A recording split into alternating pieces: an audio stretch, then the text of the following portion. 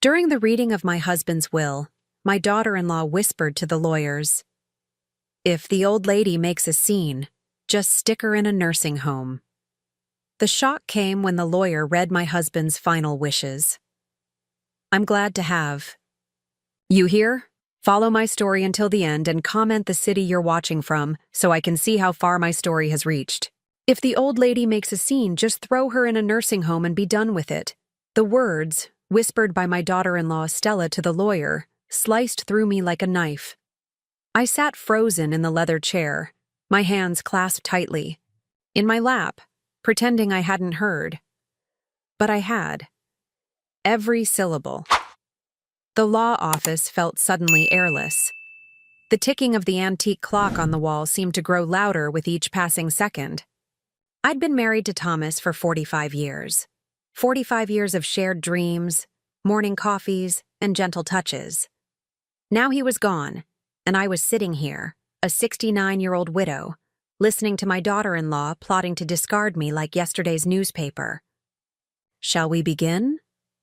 Mr. Patterson, Thomas's lawyer for the past 20 years, adjusted his glasses and opened the thick folder in front of him. My son David sat beside Stella, his face a mask of practiced grief. I wondered if he knew what his wife had just said, if he approved. I straightened my back, the pearl necklace Thomas had given me on our 40th anniversary hanging heavy around my neck. I wouldn't cry. Not here. Not in front of them. As per Mr. Thomas Wilson's last will and testament, Mr. Patterson began, his voice formal and detached. The primary residence at 1542 Maple Avenue, along with all furnishings and vehicles, is bequeathed to his son, David Wilson, and David's wife, Stella Wilson. The air left my lungs. Our home. The home where I'd raised our son. Where I'd tended the garden Thomas loved so much.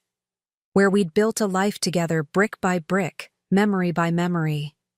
The sum of $200,000 from Mr. Wilson's. Retirement accounts will be transferred to Mrs. Beverly Wilson. Mr. Patterson continued, not meeting my eyes. Along with a monthly stipend of $2,000 for the remainder of her life. I felt the room sway. $2,000? In our neighborhood, that wouldn't even cover rent for a decent apartment. After 45 years, this was what Thomas thought I was worth? The remaining assets, including Mr. Wilson's investment portfolio, valued at approximately $3.2 million, will be transferred to David and Stella Wilson. Stella's hand found David's, squeezing it in triumph. A small, satisfied smile played at the corners of her mouth. There must be some mistake, I heard myself say, my voice sounding distant and hollow. Thomas and I built everything together. I was by his side for nearly half a century. Mr. Patterson looked uncomfortable, shuffling papers needlessly. I'm afraid these are Mr. Wilson's explicit wishes, Mrs. Wilson. The will was updated 6 months ago, shortly after his diagnosis. 6 months ago, when Thomas was already sick, when the medications were making him confused and forgetful, when Stella had suddenly become so attentive, bringing him homemade meals and sitting with him for hours while I rested.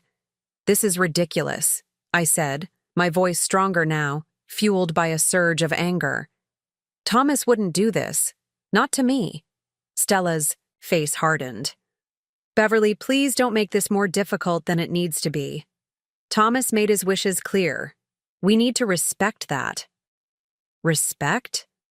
The word tasted bitter in my mouth.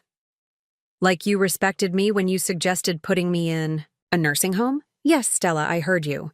David's head snapped toward his wife, confusion flashing across his face. But Stella was too practiced at this game. Beverly, you're clearly upset, which is understandable given your loss. But making accusations isn't going to bring Thomas back. Her voice was honey-coated poison. Mr. Patterson cleared his throat.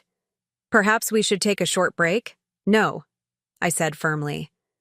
I want to understand when and why my husband decided to leave me with barely enough to survive on after promising me for decades that I would always be taken care of. The lawyer looked down at his notes. The changes were made on February 12th. Mr. Wilson was of sound mind when he signed the documents. I personally assessed his capacity. February 12th. I remembered that day. I had gone to visit my sister who had fallen and broken her hip. Thomas had insisted I go, said he would be fine for a few days. When I returned, Stella had been there. Papers spread across our dining room table, claiming she was helping Thomas organize his medical bills. "I'd like a copy of the previous will," I said. "Beverly." David finally spoke, his voice strained. "Dad made his decision. Let's not drag this out." I looked at my son, this person I had carried inside me, nursed, raised, loved beyond measure. When had he become this stranger who could sit by and watch his mother be stripped of everything? "I'll have copies of all documents sent to you, Mrs. Wilson," Mr. Patterson said quietly. As I stood to leave, my legs unsteady beneath me, Stella leaned toward David. "We should list the house immediately. The market's hot right now." They weren't even going to wait until I had found somewhere to go. 45 years of marriage, and I had less than 30 days to vacate my home, my life. I walked out of the office with as much dignity as I could muster, the weight of betrayal pressing down on me like a physical thing. In the parking lot, I sat in my car, a car that technically now belonged to David and Stella, and finally allowed the tears to come. "Thomas, how could you do this to me? How could you leave me with nothing after all these years?" But as the sun began to set, casting long shadows across the dashboard, something hardened inside me. This wasn't over. Thomas may have signed that will, but I knew my husband. Something wasn't right, and I was going to find out what had really happened during those days I was away. They thought I was just a helpless old woman they could push aside. They were about to learn how wrong they were. The house felt different when I returned. That evening, emptier somehow, as if it already knew it would soon no longer be mine. I moved through the familiar rooms like a ghost, touching the things Thomas and I had collected over our lifetime together. The grandfather clock from our 10th anniversary, the hand-carved bookshelf he'd made when David was born, the worn leather armchair where Thomas had spent countless evenings reading, his reading glasses perched on the end of his nose. Now it all belonged to David and Stella. I sank into Thomas's chair, breathing in the faint scent of his aftershave that still lingered, in the fabric. How could he have done this to me? The Thomas I knew would never have left me vulnerable, especially not after promising me for decades that I would always be taken care of. The shrill ring of the telephone startled me from my thoughts. "Mom?" David's voice sounded strained. "Are you all right? You left so quickly." "I'm fine," I lied, my fingers gripping the receiver tightly. "Just tired." "Listen, about the house. Stella and I were thinking—" "I don't want to talk about the house right now, David." My voice was sharper than I intended. A pause. "Sure, we can discuss it later. But Mom, we need to start thinking about where you'll go. Stella found some nice retirement communities." "Retirement communities? You mean nursing homes?" The bitterness in my voice surprised even me. "Mom, they're not nursing homes. They're for active seniors like you. You'd have your own apartment, activities, people, your own age. People my own age," I repeated flatly. "David, I'm not even 70. I'm perfectly capable of living independently." Another pause, longer this time. "We just want what's best for you." "What's best for me?" I laughed, a hollow sound. "Or what's best for you and Stella? Let me guess. These retirement communities would eat up that monthly stipend Thomas left me in no time, wouldn't they?" "Mom, that's not fair. We're trying to help." "Help? By pressuring me to move out of my home within days of your father's funeral? By already making plans for my life without even consulting me?" "You're upset, I understand. We can talk when you're feeling more reasonable. More reasonable. Like I was a child throwing a tantrum. Goodbye, David." I hung up before he could respond. My hands were shaking as I made my way upstairs to the bedroom Thomas and I had shared for decades. The bed was still unmade from the morning of the funeral. I hadn't had the heart to disturb the last place Thomas had slept. I opened his closet, running my fingers over his neatly hung shirts, each one bringing back a flood of memories. The blue Oxford he'd worn to David's college graduation. The faded flannel he'd put on every Saturday morning to work in the garden. At the back of the closet, on the top shelf, sat a row of leather-bound journals. Thomas had been a meticulous record keeper, documenting everything from household expenses to garden plantings. I pulled down the most recent one, dated just 3 months before his death. Settling onto the edge of the bed, I opened the journal, finding comfort in Thomas's familiar handwriting. The entries were mostly mundane. Notes about his medication schedule, doctor's appointments, brief comments about the weather or what we'd had for dinner. Then a line caught my eye, dated February 10th, just 2 days before he'd changed his will. Called, "Jackson, about the cabin today. Everything is in order. Beverly will have what she needs when the time comes. Must make sure Stella doesn't find out." The cabin? Thomas and I had vacationed at a small rental cabin in the Adirondacks years ago, but we'd never owned property there. And why would he need to keep it from Stella? I flipped through more pages, scanning for additional mentions. There, on February 11th, transferred the final payment today. All paperwork is with Jackson. The deed is in Bee's name only. No matter what happens with the house, she'll have a place to go. My heart raced as I read the words again. A deed in my name? Thomas had bought property without telling me. The sound of a car door slamming in the driveway jolted me from my thoughts. I glanced out the window to see David's silver BMW parked behind my car. Stella was with him. Quickly, I returned the journal to its place and hurried downstairs, reaching the front door just as David's key turned in the lock. "Mom?" he called, stepping inside with Stella right behind him. "We brought dinner. Thought you might not feel like cooking."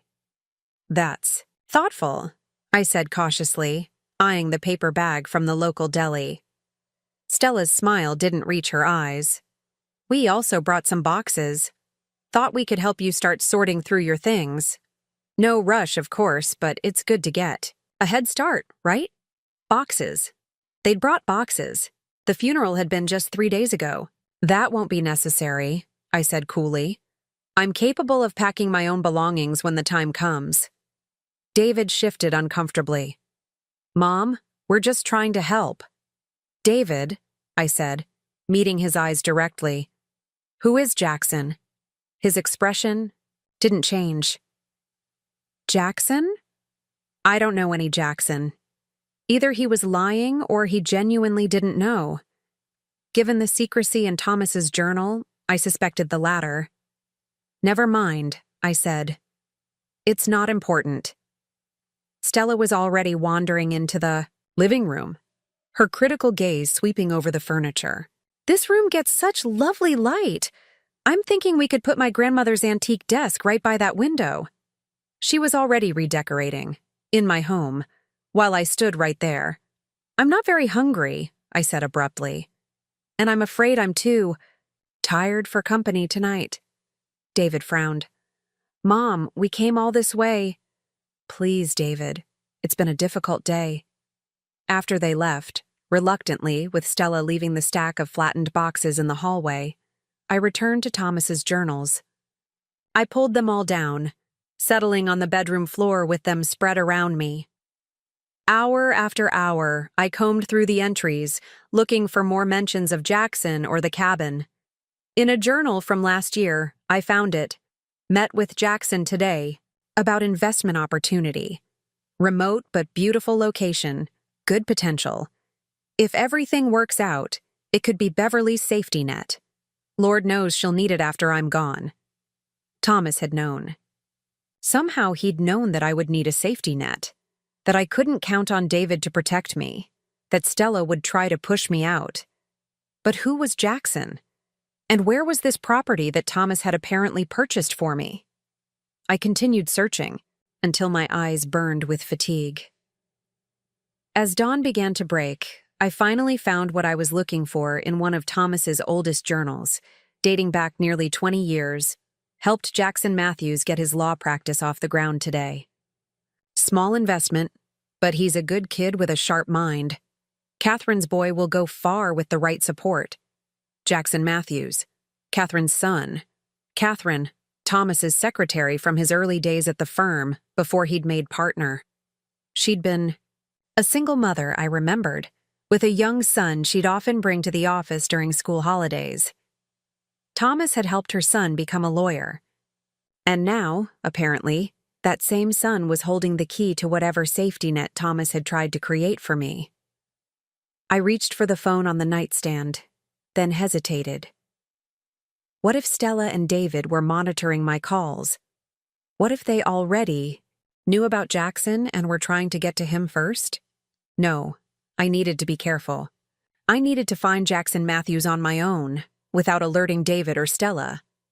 Whatever Thomas had entrusted to him, it was meant for me and me alone. For the first time since the reading of the will, I felt a flicker of hope.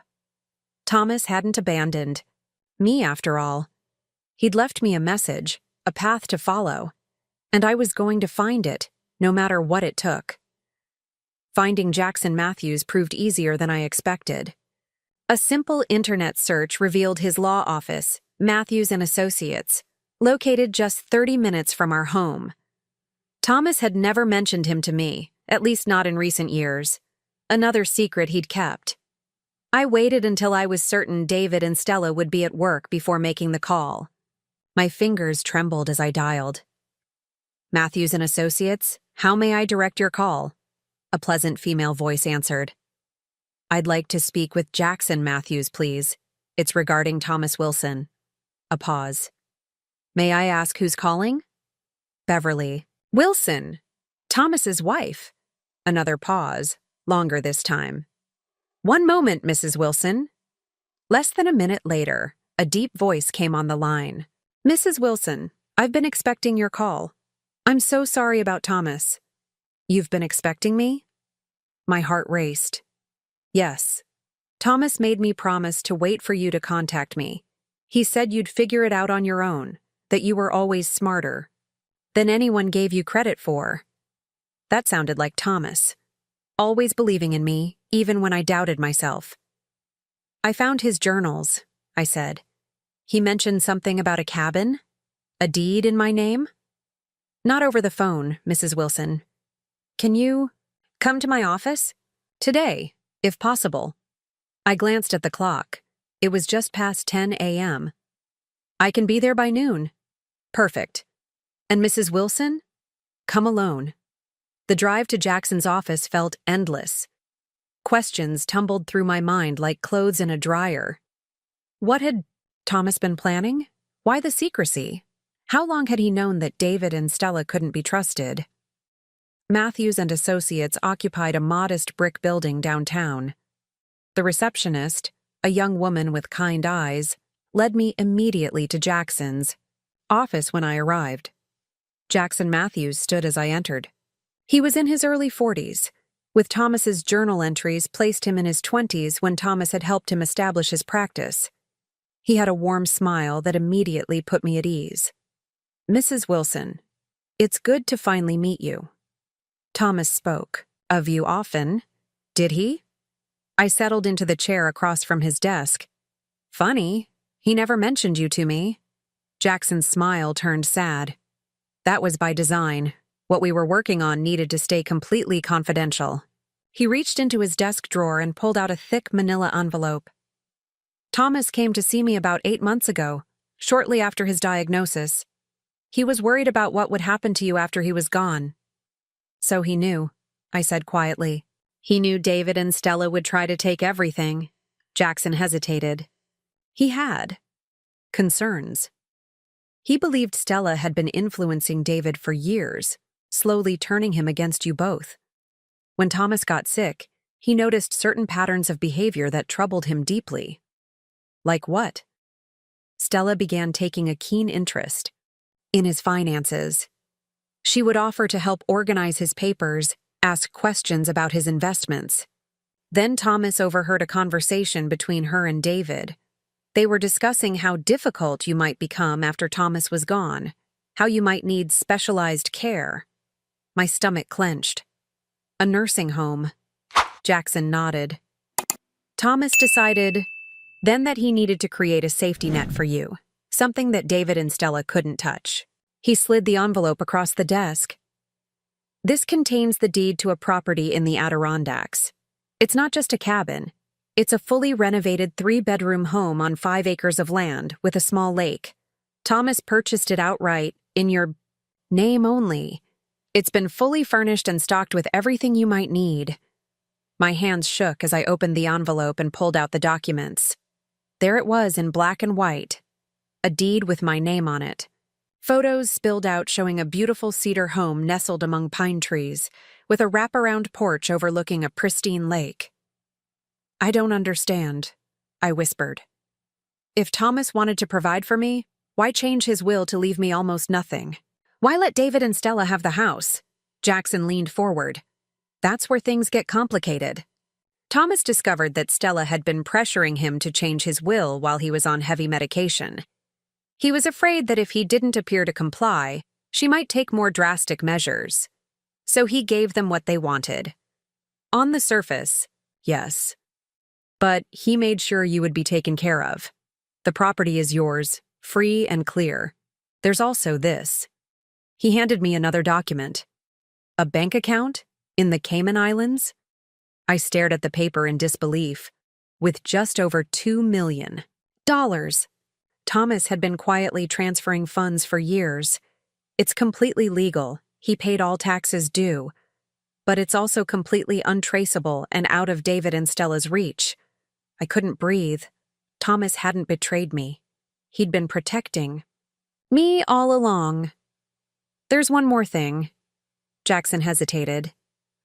Thomas suspected that Stella might have been tampering with his medication during the final months. He couldn't prove it, but he was having periods of confusion that didn't align with his doctor's expectations for his condition. The room seemed to tilt. Are you saying she was poisoning him? Not exactly poisoning, but perhaps altering his dosages to make him more confused and compliant. It's why he insisted on changing his will himself, to give them what they thought they wanted while securing your future through other means. I thought of Stella's sudden interest in bringing Thomas his medication, insisting on organizing his pill boxes. The way she'd hover, watching him swallow each pill. Why didn't he tell me any of this? He was protecting you. He worried that if you knew, you might confront them, and that could have made the situation more dangerous for both of you. A tear slid down my cheek. Even in his final days, Thomas had been thinking of me, working to keep me safe. There's a letter, Jackson added softly, pulling a sealed envelope from his desk. Thomas asked me to give this to you once you knew everything. My name was written on the front in Thomas's familiar handwriting. I clutched it to my chest, not ready to read it yet. What do I do now? I asked. That's entirely up to you, Mrs. Wilson. You could move to the Adirondacks property immediately. Or, his eyes gleamed, you could play along a little longer, let David and Stella think they've won while you make your preparations more carefully. For the first time since Thomas's death, I felt a sense of power return. I wasn't helpless. I wasn't at their mercy. I think, I said slowly, that I'd like to give my dear daughter-in-law exactly what she deserves. Jackson smiled. Thomas said you'd say that. He also said you'd be magnificent. I read Thomas's letter alone that night, sitting in his armchair, with a glass of the scotch he'd loved. His words, tender, wise, and occasionally darkly humorous, brought him back to me for those precious moments. He explained how he'd first noticed Stella's manipulation of David years ago, how he'd tried to intervene subtly, but realized the hold she had on our son was too strong. I failed him, Bev, he wrote, but I refuse to fail you. They think you're just a sweet old lady who'll quietly accept whatever scraps they throw your way. Show them how wrong they are. The next morning, I drove to the Adirondacks to see the property. The winding country roads eventually led to a discreet turnoff, marked only by a small wooden sign. Willow Point. Thomas had always called me his Willow, strong yet flexible, able to bend without breaking. The house took my breath away. Nestled among towering pines, it was everything I could have wanted, cozy yet spacious, with large windows that filled the rooms with natural light. The wraparound porch faced a small, pristine lake that sparkled in the morning sun. Inside, I found furniture I recognized from our weekend antiquing trips over the years. Pieces Thomas had claimed were being stored or had been sold. He'd been secretly creating this sanctuary for me all along. In the master bedroom, photographs of us lined the dresser, our wedding day, vacations, quiet moments in the garden. On the nightstand lay a book I'd mentioned wanting to read months ago. Every detail showed how well Thomas had known me, how deeply he'd loved me. I sank onto the edge of the bed, overwhelmed by grief and gratitude. The kitchen cabinets were stocked with my favorite foods, the bookshelves filled with novels I loved. In the small room overlooking the lake, an easel stood ready with fresh canvases and paints, remembering the art hobby I'd abandoned years ago to care for him during his illness. This wasn't just a house. It was the home of someone who had truly seen me. I spent the day exploring, discovering new thoughtful touches at every turn. As evening approached, I sat on the porch with a cup of tea, watching the sunset paint the lake in shades of gold and pink. For the first time since Thomas's death, I felt peace, but also something else, determination. I wouldn't just disappear quietly. Thomas had given me not just a sanctuary, but a position of strength. I would use it. When I returned home the next day, David's car was in the driveway. Inside, I found him and Stella in the living room, surrounded by small colored stickers they were placing on various items. "Mom," David said, startled. "Where have you been? We've been calling." "I left my phone at home," I said calmly. "I needed some time to think." Stella's smile was tight. "We were just making inventory labels, for insurance purposes." "Of course, you were." I set my purse down. "How thoughtful." David shifted uncomfortably. "Mom, we need to talk about timeline. The real estate agent thinks—" "I've been looking at apartments," I interrupted. "I think I've found one that will work with my budget." The surprise on their faces was almost comical. They'd expected resistance, tears, pleading, not calm acceptance. "Oh," Stella recovered quickly. "That's wonderful. Where is it?" "Just a small place across town. Nothing special, but it's what I can afford now." David had the decency to look ashamed. "Mom, you know if you need help with the rent, that won't be necessary," I cut in. "I'll manage with what your father left me." Stella beamed. "I'm so glad you're being sensible about this, Beverly. It's what Thomas would have wanted." I bit my tongue. If she only knew what Thomas had actually wanted.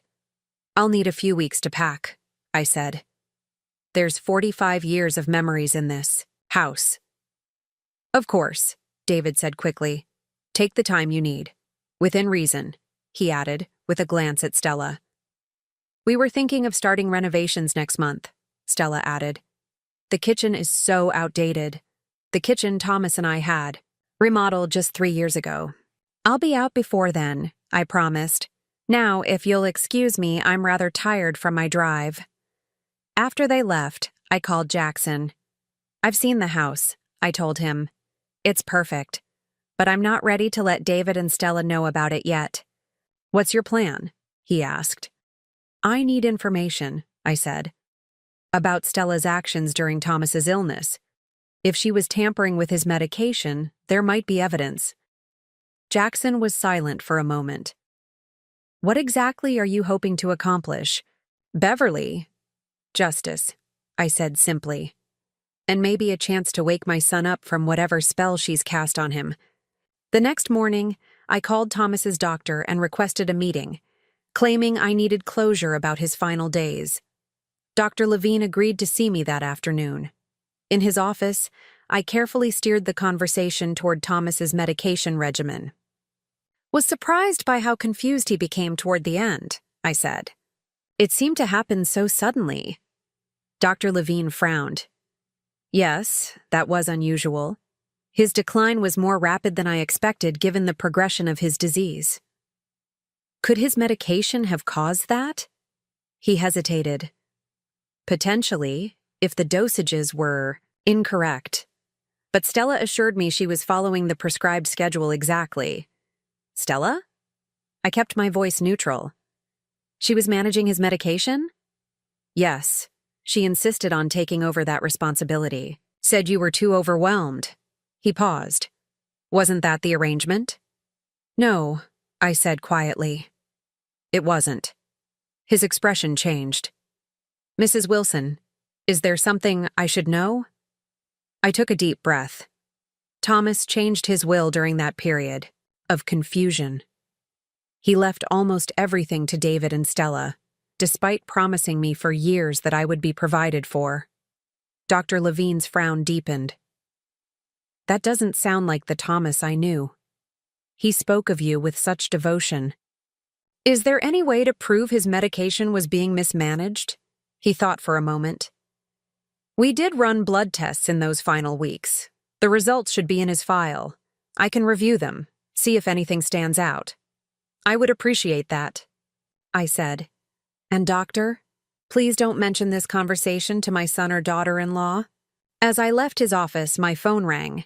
It was Jackson. Beverly, I've found something interesting. Thomas had surveillance cameras installed in your home last year. The footage was being backed up to a secure server. My breath caught. Cameras? Where? In his study, the kitchen, and your bedroom, primarily focused on his medication area and his desk where he kept important papers. Did he tell you why? He suspected someone was going through his papers when you were both out of the house. Initially, he thought it might be a housekeeper, but it was Stella, I finished. Most likely. The footage is extensive. It will take time to go through it all. I'll help, I said immediately. Where can I access it? Come to my office tomorrow. We'll set up a secure viewing station. That night, as I sorted through Thomas's clothes, ostensibly packing but really looking for more clues, I heard the front door open. David's voice called out, "Mom?" I came downstairs to find him standing awkwardly in the foyer, alone. Stella's not with you? I asked. He shook his head. I wanted to talk to you. Just us. We sat in the kitchen, where I'd prepared countless family meals, where Thomas and I had shared our morning coffee for decades. Mom, I know this is hard, David began. But Dad wanted— Did he? I interrupted. Did he tell you that's what he wanted? Or did Stella? David's jaw tightened. Why do you always blame Stella? She's been nothing but supportive. Has she? Or has she been slowly turning you against me for years? That's ridiculous. Is it? When was the last time you visited us without her? When was the last time you called me just to chat, like you used to? He had no answer. David, your father was not himself when he changed that will. He was confused, disoriented. The lawyer said he was of sound mind. The lawyer saw him for 20 minutes. I lived with him. I saw how he changed after Stella started helping with his medication. David stood abruptly. I'm not going to listen to these accusations. As he stormed toward the door, I called after him. Check the medicine cabinet in your father's bathroom.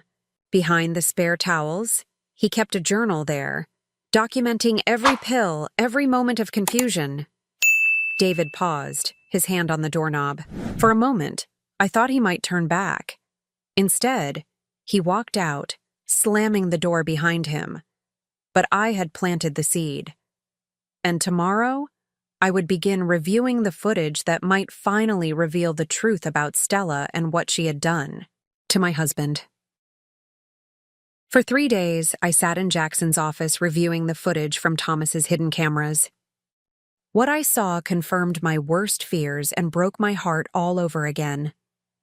Stella, when she thought no one was watching, opening Thomas's pill organizer and switching medications, carefully documenting the original arrangement in a small notebook so she could switch them back before I returned home. Thomas, growing increasingly disoriented after taking the pills she gave him, and the worst betrayal of all, footage from February 12th, the day the will was changed. Thomas, barely able to hold his head up, signing papers Stella placed before him. David standing in the background, not participating but not intervening either. "This is criminal," Jackson said quietly as we watched. "Elder abuse, medication tampering, potentially fraud if Thomas wasn't competent when he signed." "Do you have enough to go to the police?" I asked. "More than enough." "But Beverly, are you sure that's what you want? This would tear your family apart." I thought of David, my only child, the little boy who once cried when he accidentally stepped on an ant, the teenager who defended smaller kids from bullies, the young man who had once been so kind, so principled. "My family is already torn apart," I said finally, "but I want one last chance to reach my son." The next day, Dr. Levine called. "Mrs. Wilson, I've reviewed Thomas's blood work from his final months. The levels of his primary medication were inconsistent, sometimes too high, sometimes too low. It's not what we would expect with proper administration." "Could it have been accidental?" I asked, already knowing the answer. "Consistently inconsistent in this pattern?"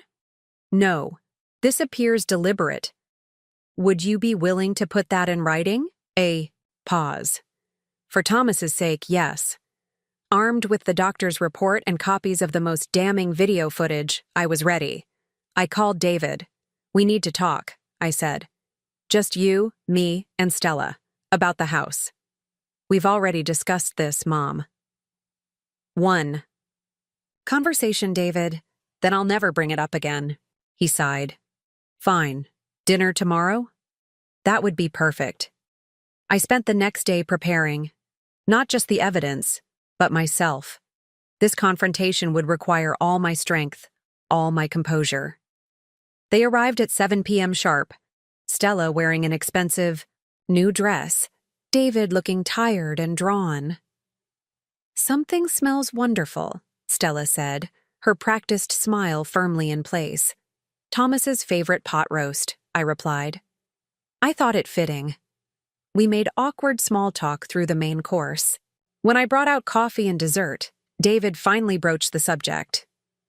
"Mom, about the house. Stella's found you a lovely apartment at Oakwood Gardens. It's a senior community, very active. Very affordable," Stella added.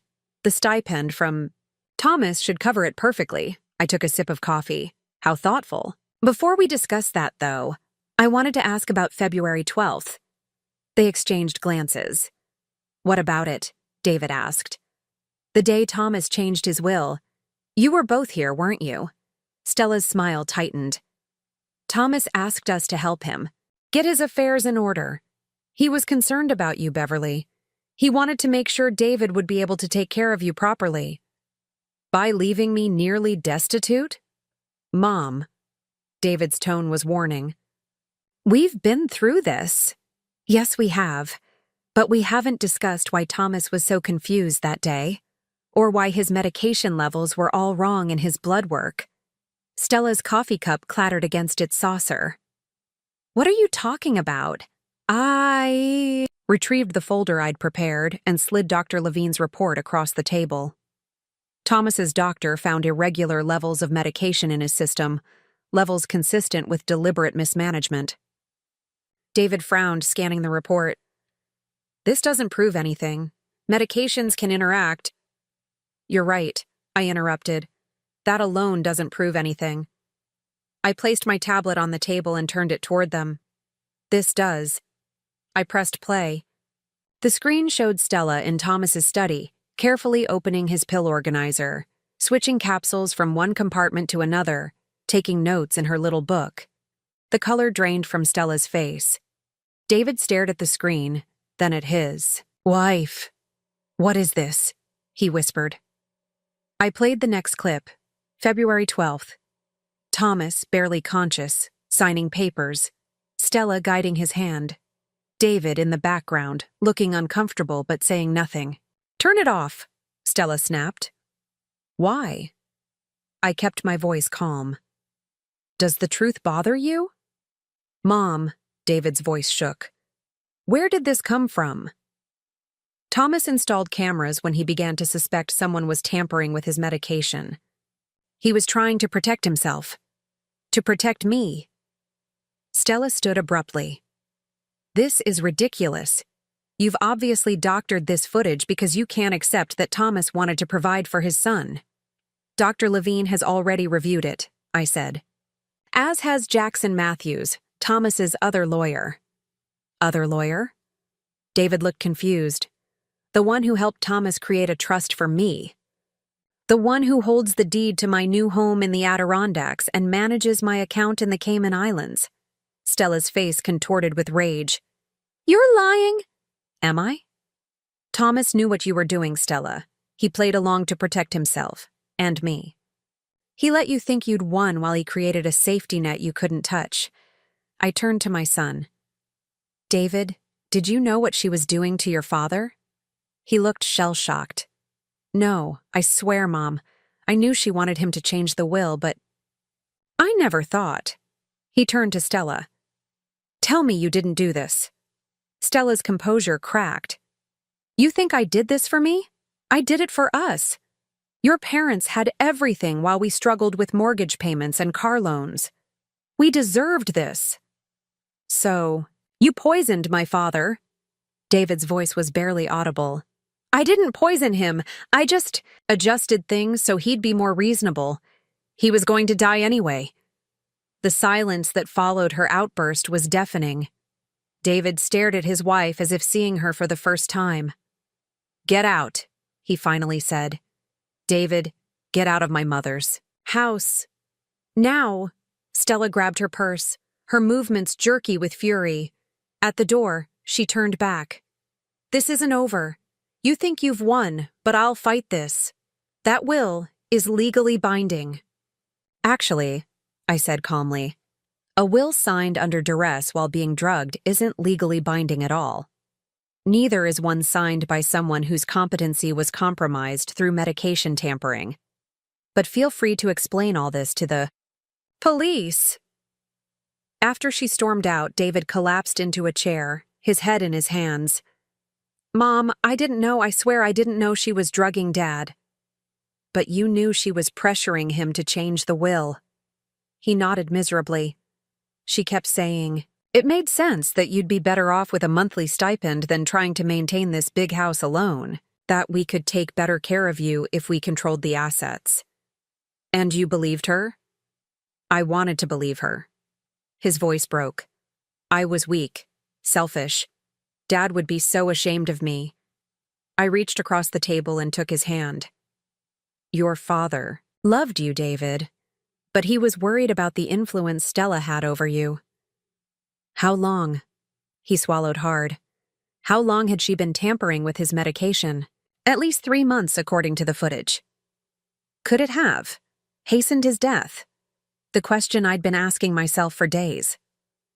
Dr. Levine thinks it's possible. The irregular dosing put additional stress on his system. David's face crumpled. "Oh, God." We sat in silence for a long moment. "What happens now?" he finally asked. "That depends on you," I said quietly. "The evidence goes to the police, or it doesn't. That's my decision. But what you do next, that's yours." Spring arrived in the Adirondacks with an explosion of wildflowers and birdsong. I sat on my porch, watching a pair of cardinals flit between the pine trees. Thomas had always loved cardinals, said they reminded him of me, bright and determined. "Morning." "Beverly!" My neighbor Eleanor waved as she passed by on her daily walk. I waved back, smiling. 6 months had passed since that fateful confrontation with Stella and David. 6 months of healing, of rebuilding, of finding my footing in this new life. The legal proceedings had been mercifully brief. Once faced with the evidence against her, Stella had agreed to a quiet divorce and returned everything she'd taken, in exchange for me not pressing criminal charges. The house on Maple Avenue was sold, the proceeds divided according to what would have been Thomas's wishes, half to me, half to David. I'd chosen to stay at Willow Point permanently. The city held too many memories, both sweet and painful. Here, among the pines and the gentle lapping of the lake against the shore, I'd found peace. My phone buzzed with a text message. David. Just landed. Should be there by lunchtime. Need anything. From town? My heart warmed. These monthly visits had become our new tradition as we carefully rebuilt our relationship. It wasn't perfect. There were still moments of tension, still painful memories that arose unexpectedly. But we were trying. That counted for something. I texted back, just yourself. Drive safely. Inside, I checked on the lasagna in the oven, David's favorite since childhood. The house smelled of tomato sauce and herbs, warm and inviting. I'd spent the morning baking bread and preparing a salad from vegetables grown in my new garden. Gardening had been Thomas's passion, not mine, but I'd taken it up in his honor. To my surprise, I'd found joy in it, in the feel of soil between my fingers, in nurturing seedlings into flourishing plants. My first tomatoes had been lopsided and small, but I'd never tasted anything sweeter. The guest room was ready for David's overnight stay. Fresh towels in the bathroom, clean sheets on the bed. The small desk in the corner held a surprise. Old photographs I'd found while unpacking, showing David as a child building sandcastles with Thomas at the beach. I'd learned to treasure these moments of preparation, this quiet anticipation of connection. After decades of being a wife and mother, I was discovering who Beverly was on her own terms. The sound of tires on gravel announced David's arrival. I smoothed my hair, now fully silver, no more hair dye for me, and went to greet him. He emerged from his car looking more relaxed than I'd seen him in years. The divorce from Stella had aged him initially, lines of stress and shame etching themselves around his eyes. But gradually, the son I'd known began to reemerge. Mom, he hugged me tightly. You look wonderful. You're not so bad yourself, I teased, noting his healthy tan. California agrees with you. The job offer from San Francisco had come 3 months after the divorce. A fresh start, he'd said. A chance to rebuild his life away from the whispers and stares. We'd both cried when he told me. Me, at the thought of him being so far away. Him, at the thought of leaving me alone. It's only a plane ride, I'd assured him. We'll make it work. And we had. Over lunch, David shared stories about his new position, his new apartment, the hiking group he'd joined. I told him about my garden, my painting classes, the book club I'd started with Eleanor and some other women from town. You seem happy, Mom, he said, helping himself to a second serving of lasagna. Really happy. I am. I realized it was true. Despite everything, the betrayal, the loss, the grief, I had found my way to happiness. After lunch, we walked down to the lake. The afternoon sun sparkled on the water, and a gentle breeze rustled the leaves overhead. I found more of Dad's journals, David said as we settled on the small wooden dock, from years ago when I first started dating Stella. I waited, giving him space to continue. He saw it, you know, the way she was manipulating me, isolating me from you both. He tried to warn me, but I wouldn't listen. He skipped a stone across the water. I was so blind. We all have blind spots when it comes to love, I said gently. You saw what you wanted to see. I miss him, David's voice cracked. I keep thinking about all the conversations we'll never have, all the chances I had to really listen to him, to learn from him. I took his hand. Your father knew you loved him, David, despite everything. He nodded, blinking back tears. Last night, I dreamed he was sitting on this dock, fishing. He looked so peaceful. When I sat down beside him, he said, She's going to be all right, son. Beverly's stronger than both of us put together. I laughed through my own tears. That sounds like Thomas. We sat in comfortable silence, watching the sun begin its descent toward the horizon. I've been thinking, David said finally, about moving back east. My heart skipped. Oh? Not right away. Maybe in a year or two when my contract ends. There's a satellite office in Boston. It would be a shorter flight. More frequent visits. You don't need to make decisions based on me, I said. I want you to live your life, David. I know, but family is important. Dad taught me that, even if I forgot it for a while. He hesitated. There's someone I'd like you to meet, too. Her name is Claire. She's a pediatrician. You're dating? I couldn't hide my surprise. After Stella, I'd assumed it would be years. Before David trusted again, he nodded, a shy smile crossing his face.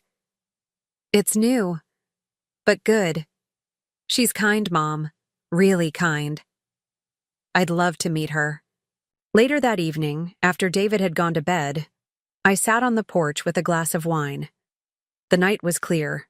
Stars scattered across the black velvet sky like diamonds. I thought of Thomas, of the life we'd shared, of the gift he'd given me. At the end, not just financial security, but the chance for a new beginning. I pulled his letter from my pocket. I'd read it so many times the paper was soft and creased along the folds, but the words still brought me comfort. My dearest Beverly, if you're reading this, then you found your way to Willow Point, just as I knew you would. You were always the clever one. I'm sorry for the deception, for not telling you what Stella was doing. I was trying to protect you, though perhaps I should have trusted your strength more. You've always been the oak to my willow, bending with the storms but never breaking. This place is my final gift to you. Not just a house, but a future. Paint those landscapes you've always talked about. Plant that garden, make new friends, live, my darling. Remember me, but don't cling to grief. We had 45 wonderful years together. Now it's time for you to write the next chapter on your own terms. I'll love you always, Thomas. I folded the letter, carefully, and tucked it away. Looking out at the starlit lake, I raised my glass in a silent toast. I'm living, Thomas, I whispered to the night air. Just like you wanted. The next morning, David and I had breakfast on the porch. He'd extended his stay by an extra day, a small gift that meant more than he knew. I was thinking, I said, passing him the coffee, that bedroom at the end of the hall would make a perfect studio. I might finally take up painting seriously. Dad would love that, David smiled. He always said you had talent. He exaggerated. I laughed, but it brings me joy, and that's what matters. As we sat there, planning my studio, talking about David's future, I felt a profound sense of gratitude wash over me. Not just for the material security Thomas had provided, but for this second chance at a relationship with my son. For the opportunity to discover who I was beyond wife, beyond mother. Thomas had given me the greatest gift of all, the freedom to reinvent myself at 69, to discover that life could still hold wonder and purpose and joy, even after devastating loss. I wasn't just surviving, I was thriving, creating a life filled with meaning on my own terms, and somewhere I was certain Thomas was smiling. Now I'm curious about you who listened to my story. What would you do if you were in my place? Have you ever been through something similar? Comment below, and meanwhile, I'm leaving on the final screen 2 other stories that are channel favorites, and they will definitely surprise you. Thank you for watching until here.